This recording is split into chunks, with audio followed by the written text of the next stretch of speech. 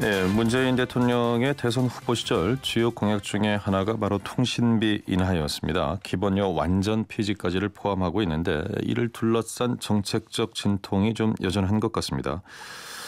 대통령 인수위 역할을 하고 있죠. 국정기획자문위원회가 미래부에서 내놓은 통신비 인하 보고를 미흡하다라고 해서 3번이나 퇴짜를 놨다고 하는데 무엇이 문제인지 좀 살펴보겠습니다. 강정화 소비자연맹 회장 연결되어 있는데요.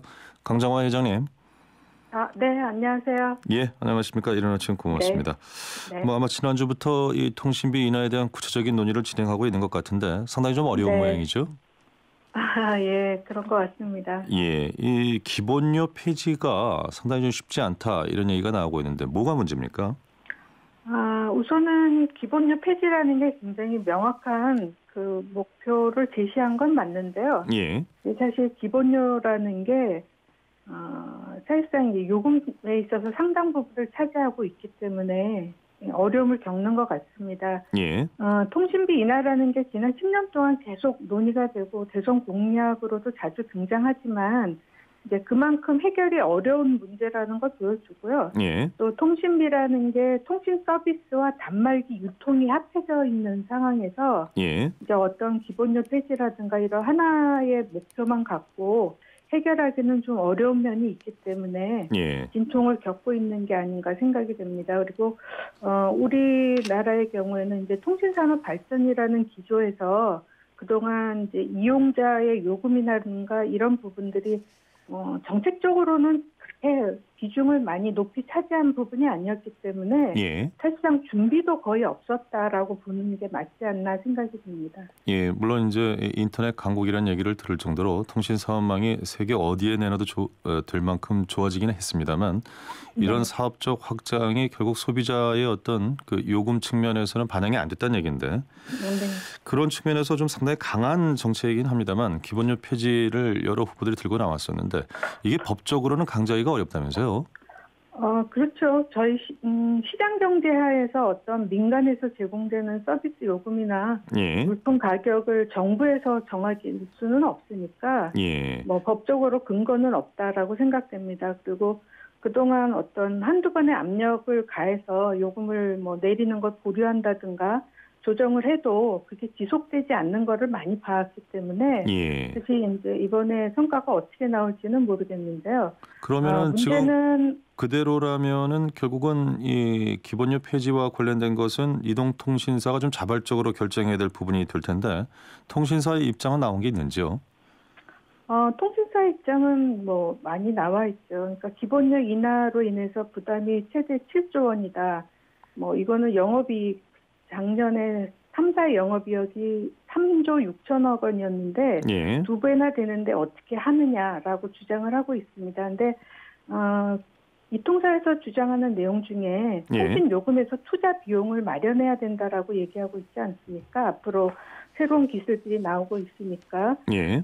그러면 통신 요금에서 투자 비용을 마련한다고 한다면 그 투자 비용이 마련된 2G나 3G의 경우에 이미 투자 비용을 다 마련해서 망투자가 끝난 경우 통신 요금에서 그 정도의 비용은 빠져야 되는 게 당연하지 않나 생각이 들고요. 예. 또 뭐 7조, 3조, 6조 얘기를 하지만 영업이익만 보면 그렇겠지만 사실 인하 여력은 보조금에서 쓰고 있는 마케팅 비용이 작년의 경우 7조 6천억 원이었습니다. 예. 그러니까 사실 인하 여력이 있는 부분들이 몇 군데가 더 있다고 생각이 듭니다. 예. 보조금의 경우에 이제 뭐 소비자에게 주는 혜택이라고 얘기는 하지만 기본적으로 마케팅 비용이기 때문에 예. 통신사의 이익을 더 주는 소비자한테 사실 보조금을 많이 쓰고 있거든요. 그러니까 전체 소비자에게 어떤 혜택을 준다기보다 영업 정책으로 쓰는 비용이기 때문에 이런 비용들을 적극적으로 활용해서 전체 소비자에게 돌아가는 통신비 인하를 정책적으로 추진하는 게 필요하다고 생각이 듭니다. 예, 앞서 이제 모두에서 말씀하셨습니다만 이게 이제 요금 체계가 하나로만 볼 수는 없고 통신 사업적인 서비스 측면과 단말기 지원 함께 봐야 된다는 게 이제 영업이익하고도 연결이 되는 거군요. 예. 네. 이 정부가 원가 공개를 하게 되면 초강력 카드다 이렇게 얘기를 하고 있는데 이 원가 공개가 그 정도로 강력한 카드가 되는 이유는 뭔지 모르겠습니다. 원가 공개는 사실 이전으로 올라가면 처음에 이제 1위 사업자의 요금을 인가하지 않았습니까? 그때 예. 보면 사실 1위 사업자의 요금을 인가하면서 2, 3위 사업자의 생존을 염두에 뒀기 때문에 1위 사업자의 통신 원가보다는 높은 수준의 요금을 책정을 해줬었습니다. 예. 인허 경쟁이라는 이름으로 많이 진행이 됐었는데요. 그걸 보면 이제 원가보다 높은 수준의 요금 책정이 있었다는 걸 알고 있으니까 원가 공개를 통해서 그런 부분을 제하고 통신비를 책정하자는 건데, 예. 저는 사실 그 부분은 어느 정도 필요하다고 생각됩니다. 근데 저희가 이제 공공요금을 보면 원가를 기본으로 해서 요금을 책정하지만 예. 사실상 이제 적정 요금이 어느 정도 수준인가는 굉장히 판단하기 어려운 문제고, 예. 또 원가 공개를 했을 때 그 요금의 적정성 수준을 누가 어떻게 평가하느냐가 사실상 이제 그 원가 공개로 인한 여러 가지 효과를 얻을 수 있는 부분이 있기 때문에 예. 그런 부분이 제대로 검토되지 않으면 원가 공개만으로는 사실 어떤 효과를 좀 얻기 어려운 면이 있지 않을까 생각이 듭니다. 예, 좀 말씀을 듣고 보니까 갈수록 이게 고차방정식으로 좀 가는 것 같은데, 예, 시민단체들도 기본료 폐지를 놓고는 입장이 좀 차이가 있다면서요? 어떻습니까?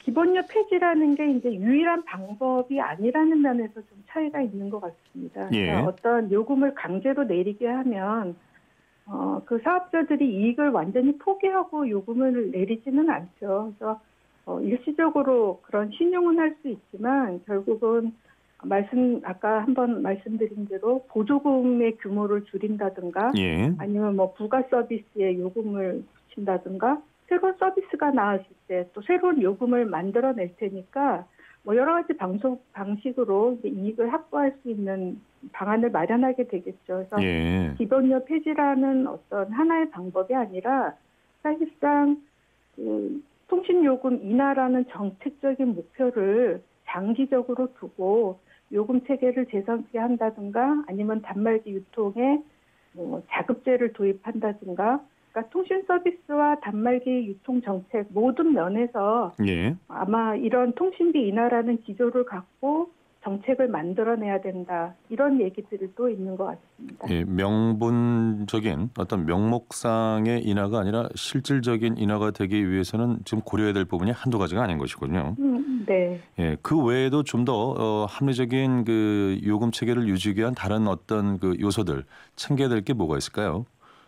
우선은 제일 중요한 게 예. 통신 정책의 기조에서 그 통신 요금이라는 거를 어떻게 보느냐라고 생각이 듭니다. 그러니까 예. 통신 산업의 발전을 위해서 통신 요금의 수준을 볼 거냐, 아니면 전체 국민들이 지금 이동전화나 데이터 사용이 아주 보편적인 서비스가 되니까 예. 전 국민에게 이러한 서비스를 보편적으로 제공할 수 있는 낮은 수준의 요금을 제공하는 통신 정책으로 갈 거냐라는 부분에서 통신 정책 전반에서 이런 보편적인 서비스를 제공할 수 있는 저렴한 통신비라는 거를 이제 염두에 두고 예. 정책을 편다면 아마 그게 가장 중요한 기조가 아닐까 생각이 들고요. 그러니까 사실은 예. 이런 정책의 방향을 바꿔야 되는 거죠. 거기에 뭐 단말기 자급제라든가 아니면 통신요금에 지금 투지 때부터 기본료를 베이스로 해서 짜여진 이 통신요금 체계를 바꾼다거나 뭐 선택 여러 가지 이제 공시제로 제도 뭐 알뜰폴 육성 뭐 이런 논의들이 이제 꾸준히 이어져야 될 거라고 생각이 됩니다. 예. 예, 역시 그 무슨 정책이든 당장의 속시원함보다는 좀 중장기적인 안목이 필요한데 그런 부분에서 방향성이 지금 상당히 중요한 기로에 서 있는 거군요. 네. 예, 오늘 말씀 고맙습니다. 그렇게 생각됩니다. 네, 예. 감사합니다. 예, 지금까지 소비자연맹 강정화 회장이었습니다.